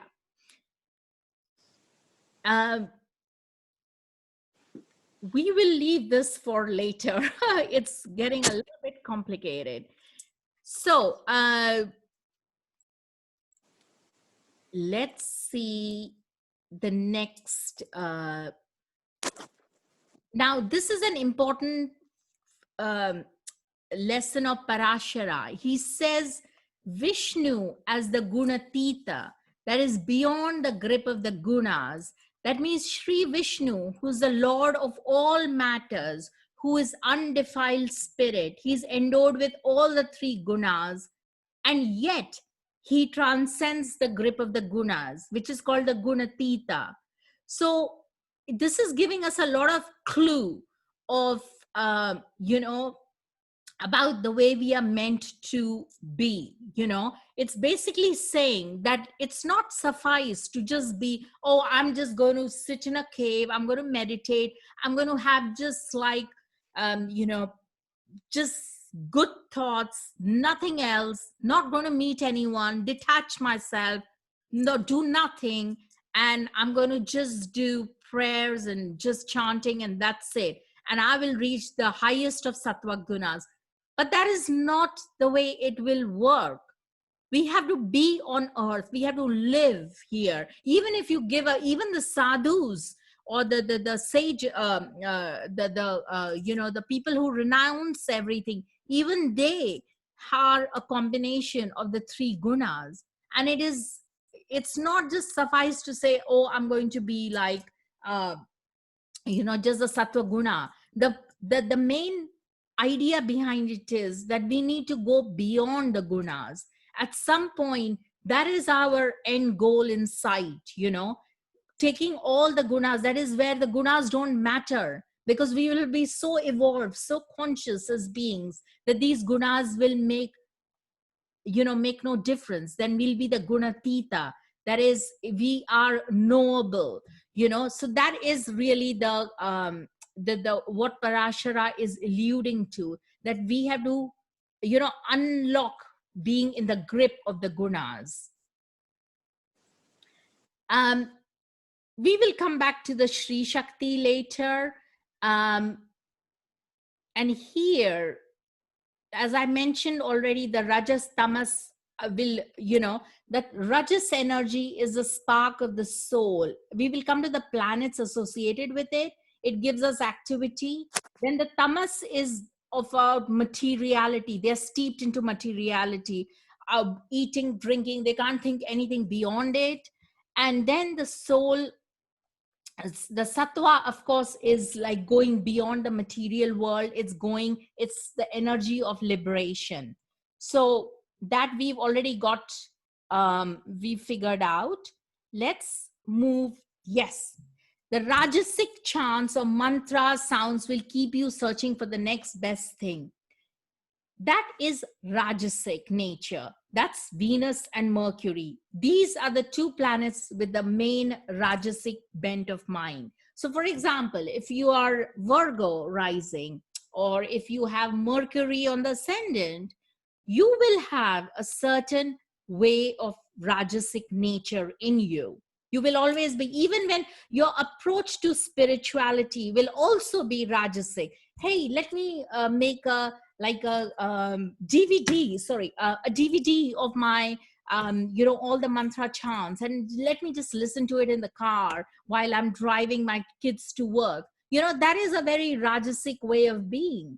And so that is Venus and Mercury. So again, don't be judgmental, the purpose of this exercise and this fundamentals is of the gunas is not to have judgments, but to stay with the idea, to understand what the planets signify on a very deep level. Because without understanding the deep nature of the planet, we will not be able to make any forecasting or any analysis of any kind. Similarly, the tamasic mantras or sounds are seeking desperately. So these are the people who are constantly want more and more and more. They are highly desirous of nature. They are steeped in materiality. There are lots of people I know who are filthy rich, born in richness, yet they want more and more and more. And we are talking of Saturn and Mars here. They have the nature, the tamasic nature. Then we have the sattvic nature, which is Jupiter, Sun, and the Moon. And that is interesting because moon can be a little bit, can be in the myth, in the Vedic myth, Chandra is Soma, is which is what the name for Chandra or the moon is. The god Soma is kind of quite covetous in nature, a little bit covetous, but end of the day, he is still sattvic. The luminaries are sattvic in their nature.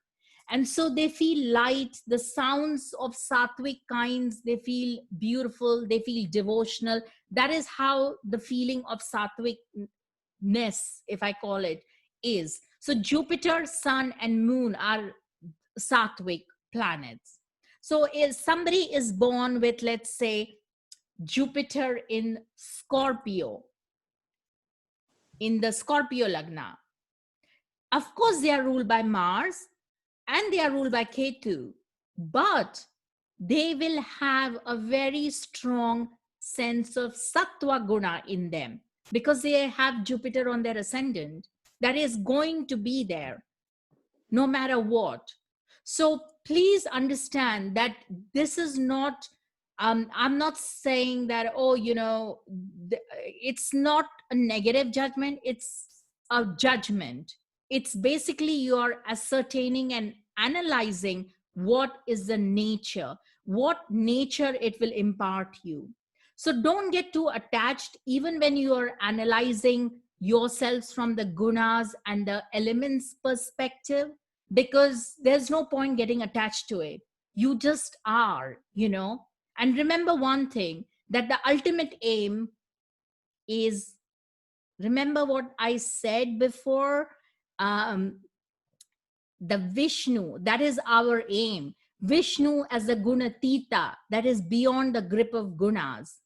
So that is our main aim, that to be, but we cannot move to be towards Gunatita, that is beyond the gunas, transcending the gunas, unless and until we accept who we are and what we are. And that is the first step. And we can't know who we are and what we are unless we know all the gunas and how to analyze the planets and things like that.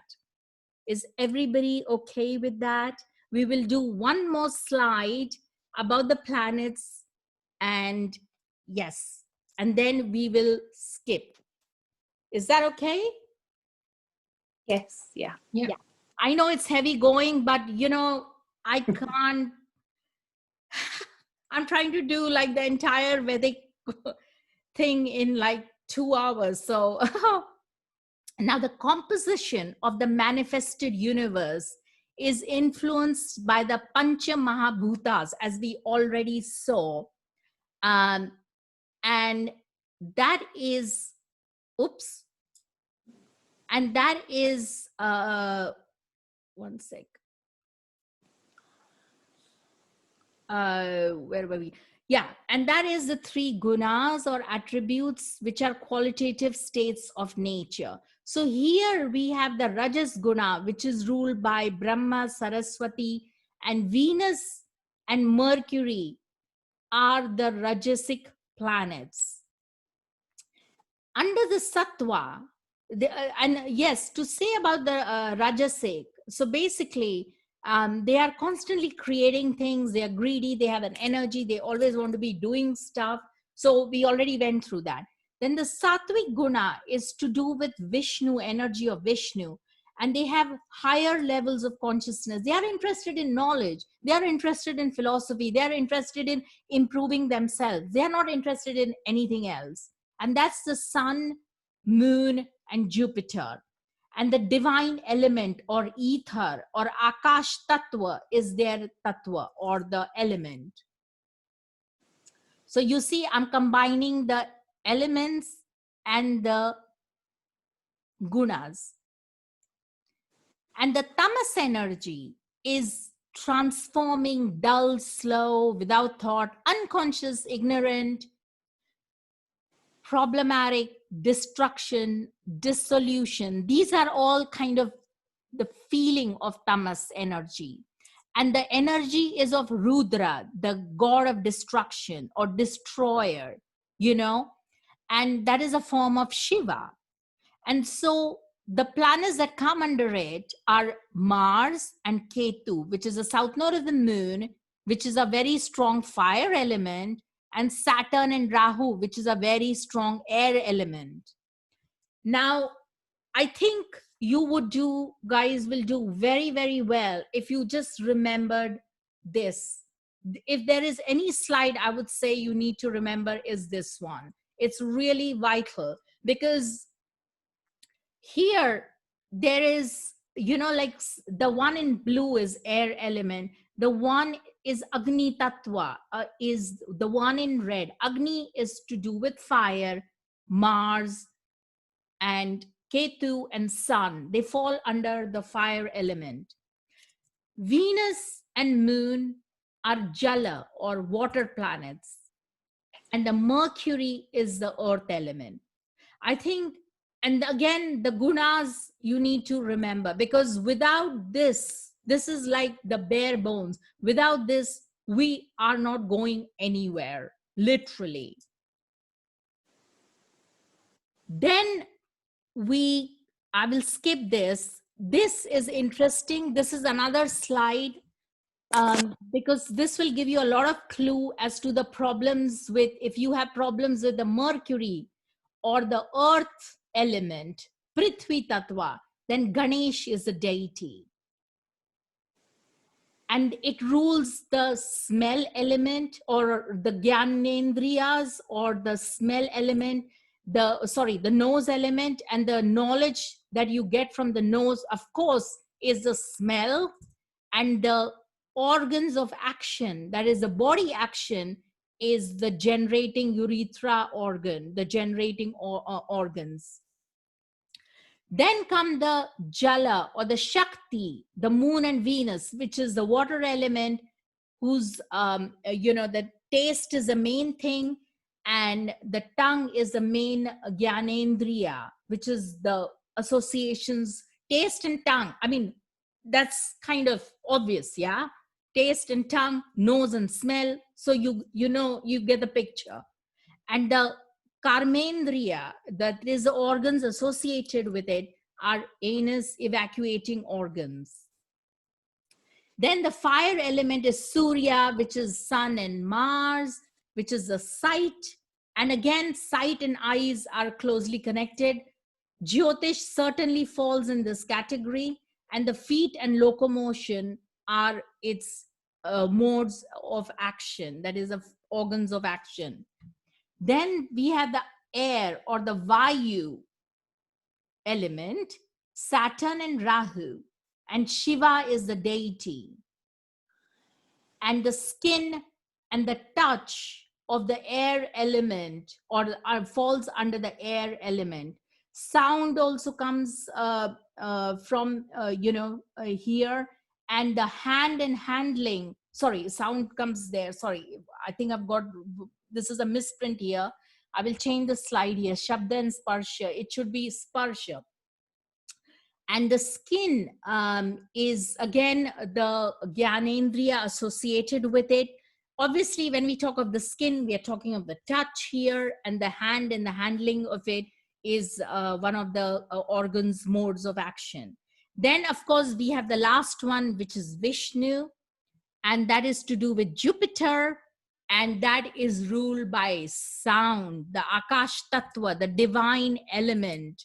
And that is to do with the speech, sound, hearing, ears, all of it. Okay? So this, like I said, any afflictions, let's say, these are the principal deities that you have to look towards. Is everybody okay with that? I wanted to ask a question.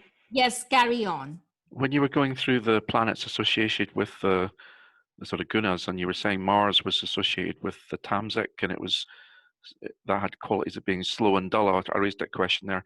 Mars being slow and dull, I was thinking of Mars being the opposite, really, being fast and being very sharp, not being dull at all. Is it about the spiritual? You're talking about the spiritual sense of being ignorant in that sense. Is that what it means? Yes, and it's Mars is not really. What I meant was that it is tamas. I should have put in more adjectives there, but tamas is also somebody who are very much driven at their bare. They're kind of, you know, those people who can't control themselves, who are like angry and who are like at the mercy of their emotional states. Negative emotional states are all tamas. Right. Okay. Okay. So all negative states, doubt, fear. Mars creates a lot of fear and anger. Well, Saturn creates fear, but Mars definitely a lot of anger and rage, jealousy, you know, hurtful, saying hurtful things. All Mars ruled. Well, it's not ruled by Mars. I don't want to give Mars a bad reputation, but it's tamas. Because they remember, all planets have that side, but they're the predominance I'm talking about. You know, if you have, there, of course, there are people with, let's say, Mars in the Lagna, and they are extremely, you know, polite and very nice, and, you know, Mars in the Lagna in its own sign maybe, and they are very polite. You will think, what, they're tamas nature? No, they won't, because they are showing the higher qualities of Mars there, which is to do with drive and fire element and knowledge and, you know, learning and getting things done, you know. But the negative aspect of Mars, because it is its basic nature is about fight. You know, Mars is the warrior. It's not going to care whom it kills and how it says and how it speaks. It's going to go on a war path. That's the nature of Mars.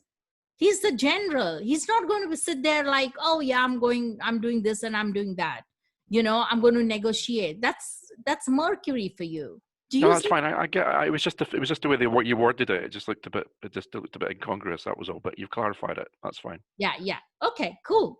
So yeah, I think this is I think we'll have to leave it for next time.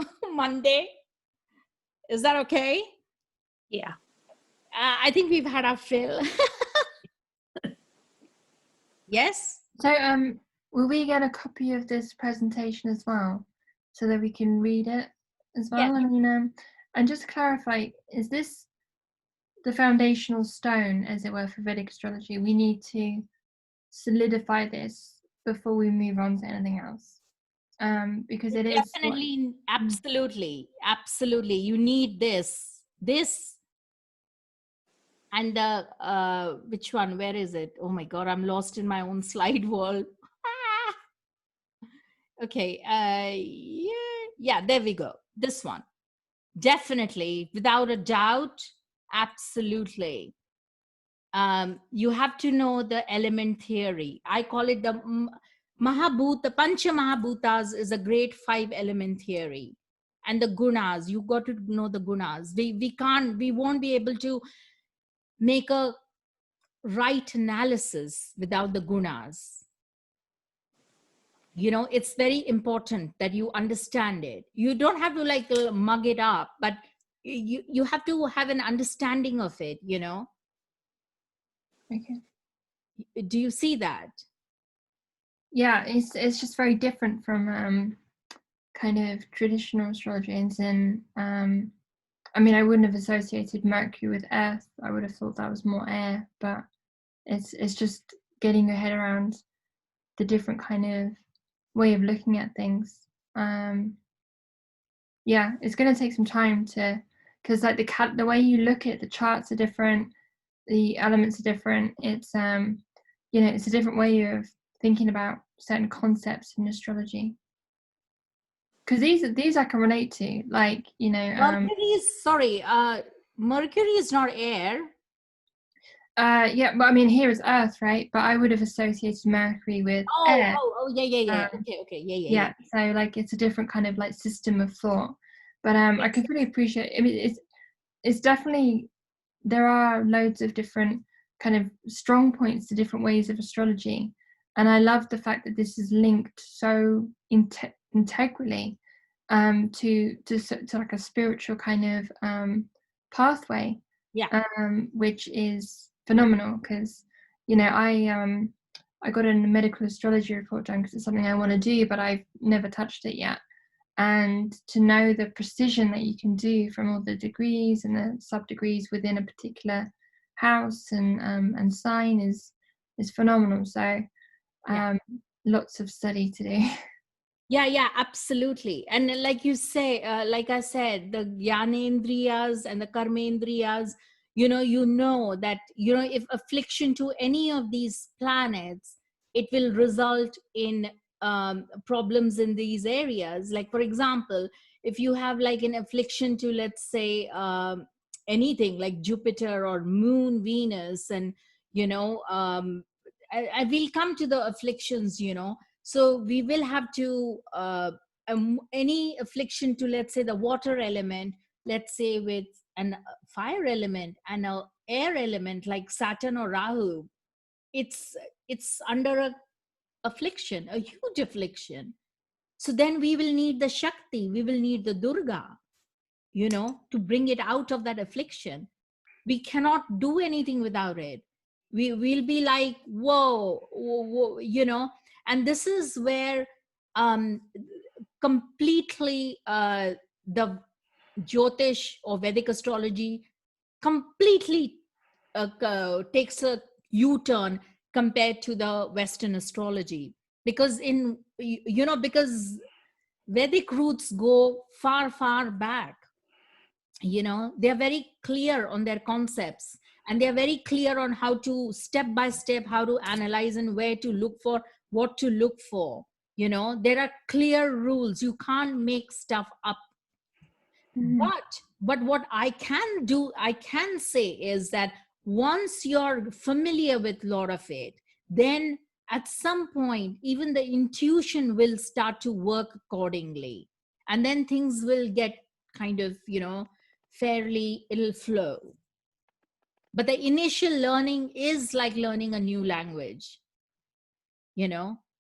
So I'm sorry, I can't seem to get any parallels to, other than maybe the planetary names, which next time we will even do the names, like Mercury is Buddha and Moon is Chandra. We will have to say the Sanskrit names, because it's a different energy when you say the names of the planets. If you say Saturn versus Shani, it's a completely different kettle of fish, because remember, the sound has a lot of weightage in Vedic.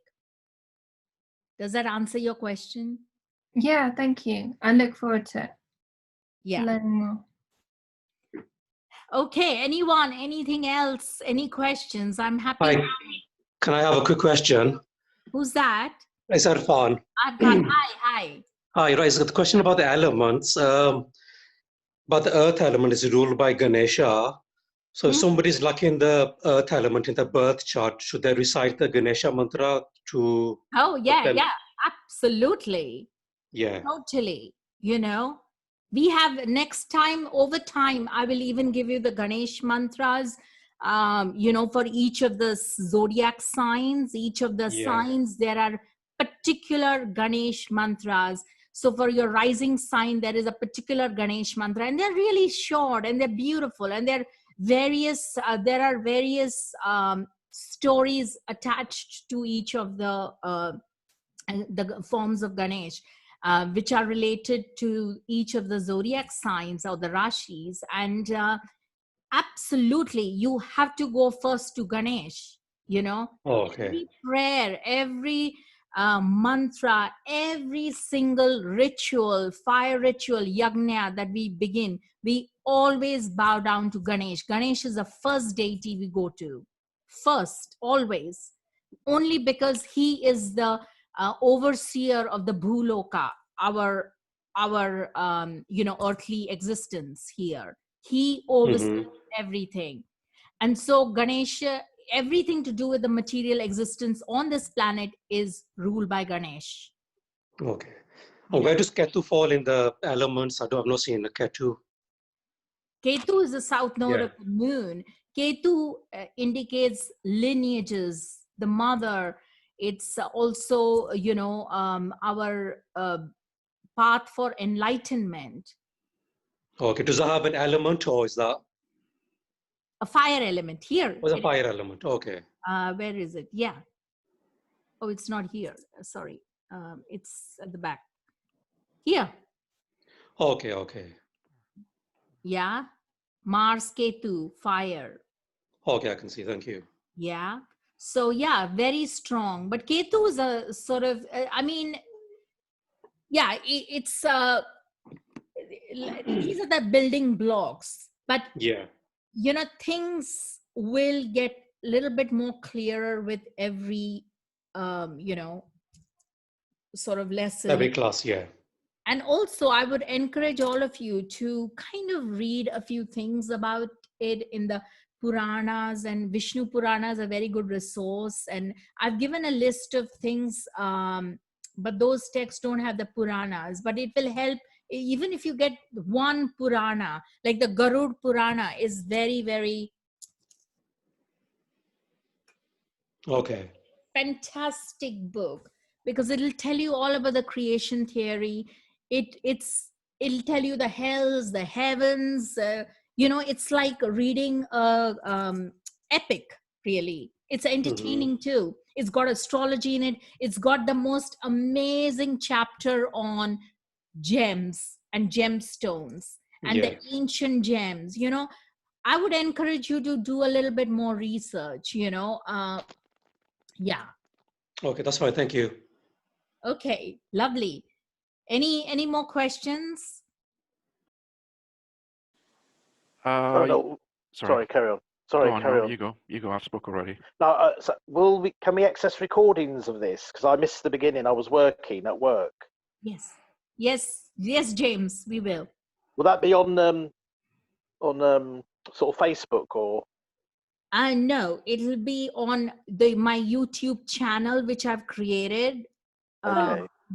It's a group channel, and it's only to do with the videos are unlisted. I will send you the link. Get on. I will put it on Facebook too. Is it Telegram? It's separate from the Telegram, isn't it? Yes. It's on Telegram group, but I didn't put it on Facebook. I'll do that as well. Not a problem. Okay. Lovely. Any more, guys? Yeah, I was going to ask you, but you mentioned obviously the Rahu and Ketu, the nodes being essential to the karma, rebirth, reincarnation. But then you also said tantalizingly about Shani or Saturn. Are we going to revisit that as a separate topic at some point, or is that just something that we just integrally comes up as we look at the different issues? The Samudra Manthan, I think I will need to take it up with you guys, because it's a very important. Samudra Manthan is what the churning of the ocean milk for ocean floor for the milk. It's a very important event in the whole of the Puranas and the Vedic texts, and every single Purana probably carries it, and you will get a very good and clear idea about what is going on with the planets, because the Rahu and Ketu and the eclipses and how it works, you will get an idea of why, and so maybe I will take that up. It won't take long. It'll be like 10 minutes or so, but yes, I will take that up. In a way, to answer also your question, that all planets talk about karma, past life karma, okay? Every single planet. So in a way, that is a given. But if you want to be like hone in, the nodal axis is definitely, and Shani, definitely the main bulk of karma. Okay. Yeah. So, okie doke. Anyone? Yeah, so no, is anything where we can find out about mantras to do with mantras with the planets? You know, what's a good source? You know, I will give that once we go into more in depth with, when next one we do the panchang and we will do the planets and then I will talk about each specific mantra for each planet. I will take that up. That is very important, but it'll be fun, it'll be nice for people who kind of don't want to get into it and they are like, oh, I can't be bothered with doing mantras. It's fine, it's good to know. It's still good to know. So yeah, I will do that. So for example, if you had a medical issue, you're going to mute, James. You muted, James. On that level, for example, the medical level. Yeah, if say you had a problem with your nose medically, would you do a mantra to Mercury as part of the healing process? For example, Yeah. Yeah. Okay. There is yeah. But everything else has to be analyzed too. One thing will not make up a story. Yeah. Yeah. Okay. Yeah. Okay. Great. Okay. Lovely. Anything else, guys? Christy?